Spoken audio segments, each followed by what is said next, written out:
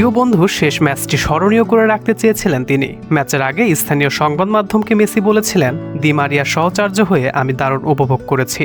জয়ের আনন্দ নিয়ে ও যাতে মাঠ ছাড়তে পারে সেই লক্ষ্য নিয়ে ফাইনালে খেলতে নামব। যেই কথা সেই কাজ। গোড়ালির চোটে মেসি পুরো সময়টা হয়তো মাঠে থাকতে পারেননি, তবে প্রিয় বন্ধুর বিদায়টা খালি হাতে হয়নি। কোপার শিরোপা তুলে দিতে পারার আনন্দে ছলছল করে উঠছিল মেসির চোখ। প্রতিপক্ষের কাছ থেকে বল নিতে পেছনে ছুটছেন মেসি, কিন্তু দৌড়াতে গিয়ে আচমকায় মাটিতে পড়ে যান এই মহাতারকা। মাঠেই কিছুক্ষণ চিকিৎসা নিলেও আর খেলা চালিয়ে যেতে পারেননি আর্জেন্টাইন অধিনায়ক। ডাগ আউটে বসে অঝরে কেঁদেছিলেন, সেই কান্না যেন থামছিলই না। অতিরিক্ত সময় লাউতারো মার্টিনেজের গোলে চোখে মুখে আলোর ঝলকানি ফুটে ওঠে মেসির। ডাগ আউটে বসে বন্ধুর জন্য হয়তো মন খারাপ করছিলেন তিনি।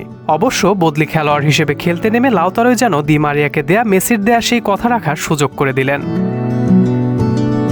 বিশ্বকাপ জিতেই আকাশী নীল জার্সির প্রতিনিধি হয়ে সবুজ গালিচা ছেড়ে যেতে চেয়েছিলেন দি মারিয়া, কিন্তু মাঠ কাঁপানো এই প্লেমেকারকে ছাড়তে চায়নি আর্জেন্টিনার ফুটবল ফেডারেশন।